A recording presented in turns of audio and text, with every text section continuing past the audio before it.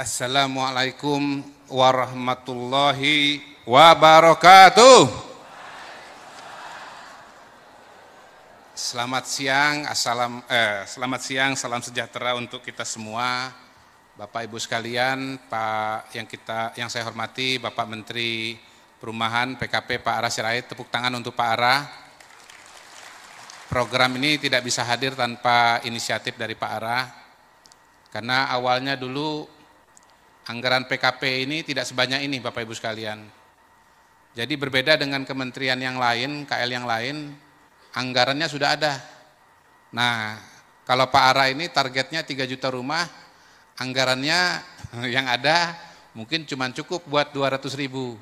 Jadi Pak Ara dengan kreativitasnya, dengan jaringannya, dengan kerja kerasnya, mampu meningkatkan anggaran di PKP. Jadi ini kementerian yang luar biasa Bapak Ibu sekalian. Bu Winnie, ya, Kang Deddy Mulyadi, teman-teman dari Wali Kota, Bupati, Pak James Riyadi, ya, kesempatan perumahan di tahun 2025 ini adalah kesempatan yang rasa-rasanya Pak James, ya, itu belum pernah sebesar dan semasif ini, ya.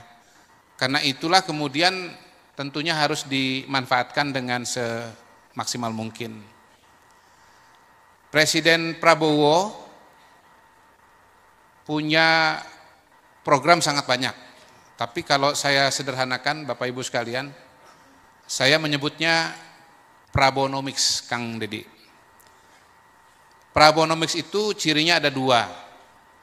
Pertama, memerangi kesenjangan. Jadi Pak Prabowo sebelum menjadi presiden, dari tulisan-tulisan, dari pidato-pidato beliau, sudah menyadari bahwa salah satu pekerjaan rumah bangsa kita itu adalah kesenjangan. Beliau mengatakan di dalam bukunya Paradoks Indonesia, bagaimana 1% penduduk Indonesia menguasai hampir 30%, 40% kekayaan Indonesia. Dan 10%, Kang Deddy, 70% kekayaan Indonesia. Dalam rapat-rapat kabinet, tentu Pak Ara dan Bu Winnie juga hafal, beliau mengatakan, pertumbuhan ekonomi kita boleh jadi salah satu yang tertinggi di Indonesia. 512 ya Bu ya? Ya. Tetapi Jawa Barat di atas itu. Tepuk tangan buat Kang Deddy Mulyadi.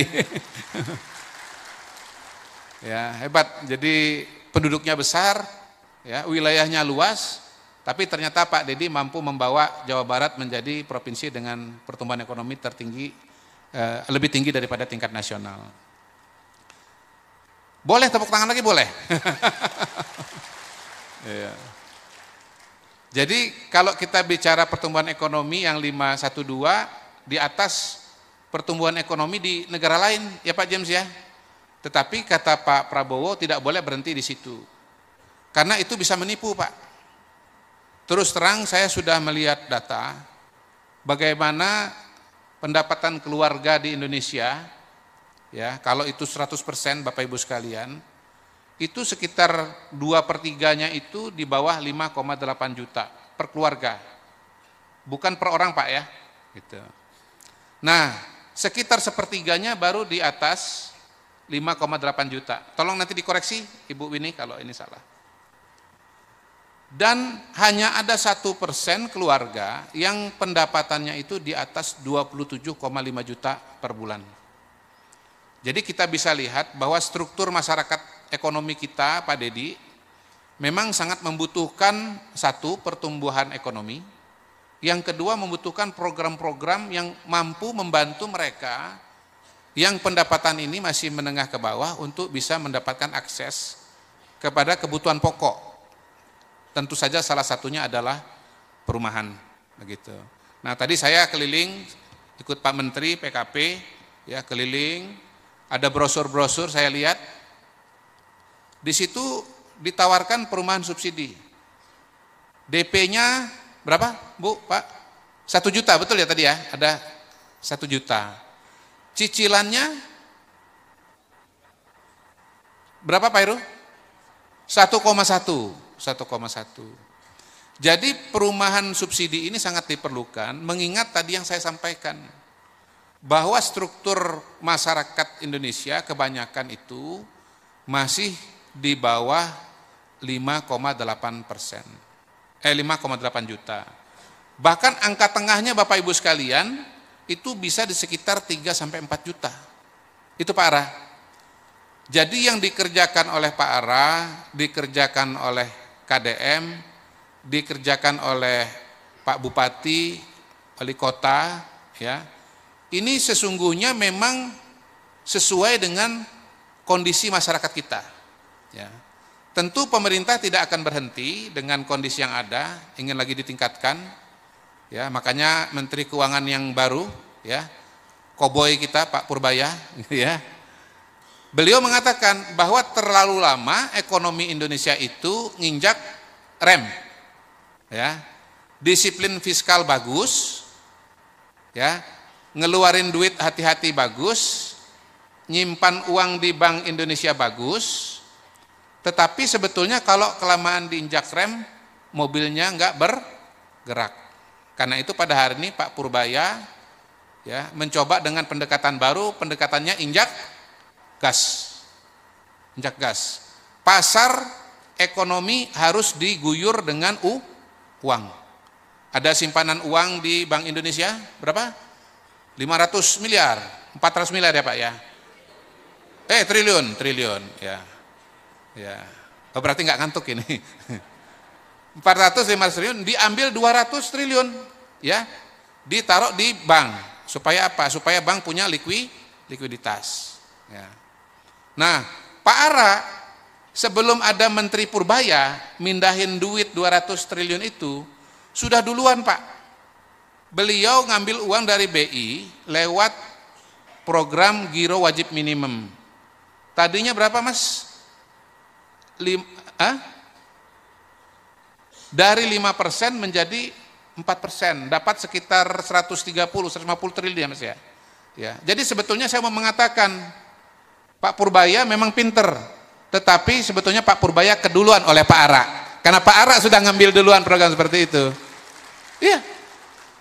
Nah, kalau Pak Purbaya kan mindahin uang 200 triliun ini untuk berbagai macam program, menggerakkan ekonomi, kredit usaha dan yang lain-lain. Kalau Pak Ara khusus memindahkan 150 triliun untuk perumahan, ya. Supaya apa? Supaya nanti masyarakat bisa mendapatkan dalam tanda kutip dana murah. Disebut dana murah kenapa? Karena bunganya lebih rendah dibandingkan dengan bunga komersil ya Pak James ya. Gitu. Sehingga teman-teman masyarakat berpenghasilan rendah itu bisa mendapatkan akses kepada perumahan dengan lebih mudah. Saya saksi mata Bapak Ibu sekalian, di Kementerian Dalam Negeri ada penerima FLPP. Diwawancara oleh Pak Ara, ditanya oleh Pak Ara, sebelum punya FLPP tinggal di mana? Katanya kos. Berapa bayarnya satu bulan? 2 juta rupiah. Sekarang tinggal di mana? Rumah FLPP. Berapa cicilannya satu bulan? 1,7 juta rupiah.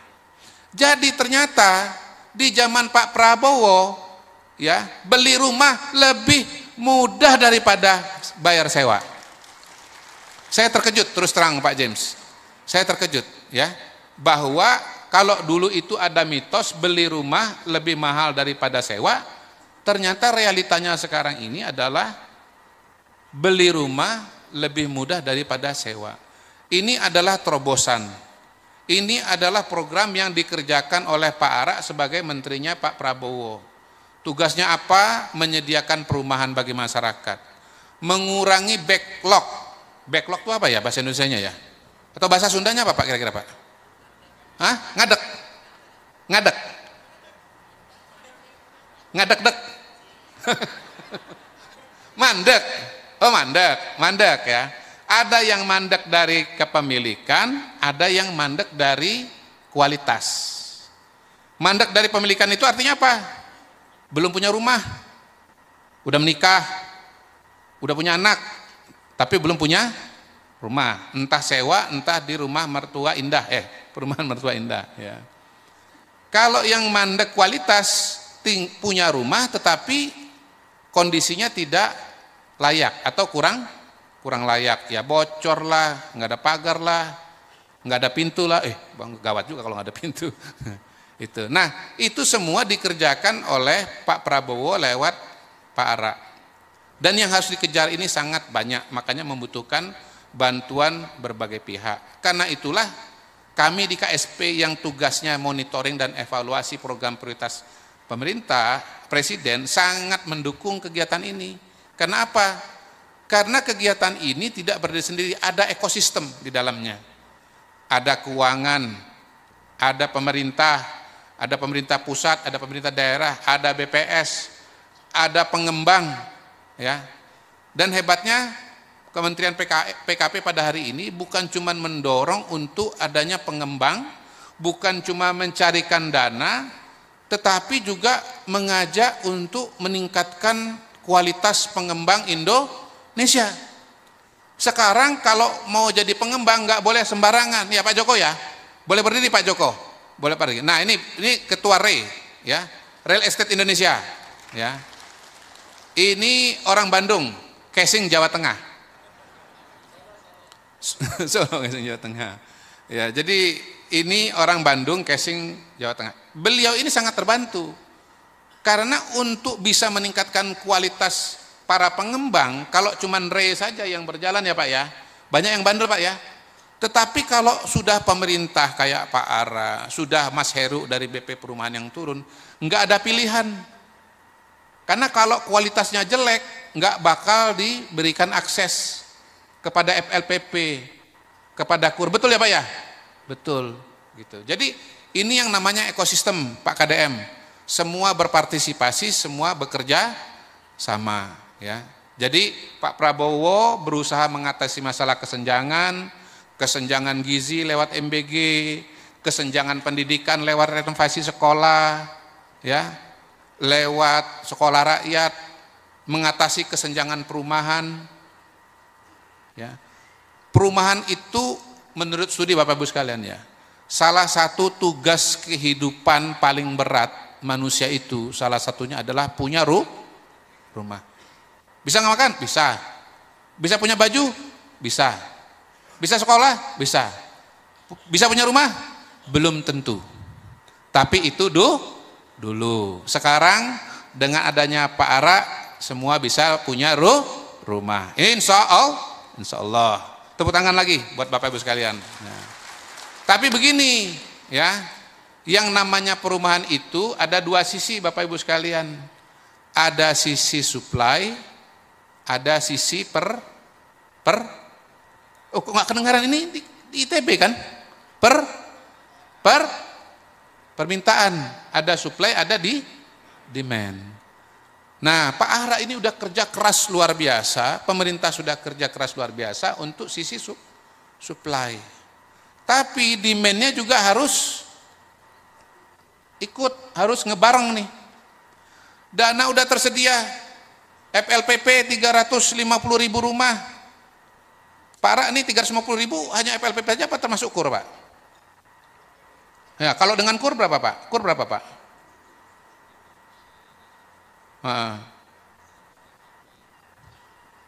Iya. Jadi semua sudah dipermudah. Tapi sekarang yang mau beli, yang mau ikut ini, mau ngambil ini belum. Nah jadi ini satu PR lagi.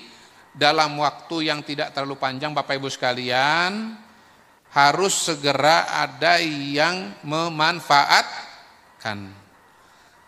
Ya, jadi inilah pentingnya kegiatan sosialisasi pada hari ini. Ada banyak cara sosialisasi, saya sudah catat. Mungkin salah satunya adalah teman-teman nanti bisa masuk ke BPJS Tenaga Kerja ya Pak. Karena BPJS Tenaga Kerja itu isinya adalah para pekerja, ya, buruh pabrik, ya, semua ada datanya ditawarkan. Kemudian tadi disampaikan oleh, saya lupa apa Bu Wini tadi ya, kumpulkan perbankan ya, perbankan, terutama yang besar-besar, mereka tuh biasa kirimin ini informasi, WA Blast, tawarkan kepada bank-bank yang memang yang besar-besar, BJB, bukan hanya BJB tapi Bank Mandiri, bank yang lain-lain, tawarkan gitu. Tambah satu usul terakhir nih Pak Ara, kalau bisa iklannya itu masuk ke YouTube. Sekarang ada banyak YouTuber yang populer di kalangan Gen Z, di kalangan anak muda. Karena yang paling memerlukan perumahan itu adalah YouTuber Gen Z, ya. Ada nama macam-macam. Ada siapa tuh? Siapa sekarang YouTuber yang populer itu? Saya tahu Jerome Pauline. Ah. Siapa lagi coba? Hah? Apa? KDM. Ya, itu, ya. Itu. Jadi sebetulnya itu Kang hadir di sini itu diminta pasang iklan gitu, tapi gratis. Tapi begini Mas, saya usul, bila perlu sebagian dana itu dipakai untuk biaya iklan, Pak.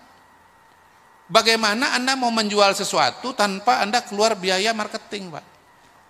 Menurut saya itu lumrah, jamak. Pengembang kan gitu kan Mas ya. Mau promo, mau jualan rumah, bikin brosur, bikin apa lagi? Bikin event, bikin iklan, ya. Bikin apa?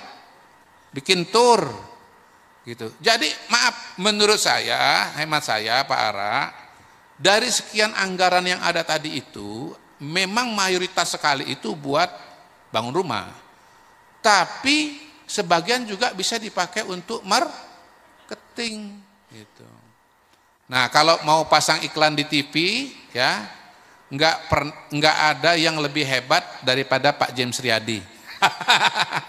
Beliau pernah pasang iklan yang paling masif dalam sejarah Republik Indonesia. Itu adalah Pak James Riyadi. Jadi menurut saya kalau mau serapan tinggi, ya, sisi demand-nya naik, ya, kita juga harus promosi, menyediakan sistem betul, menyediakan anggaran pembangunan betul, dana murah betul, tetapi jangan lupa untuk beriklan. Demikian, terima kasih. Wassalamualaikum warahmatullahi wabarakatuh.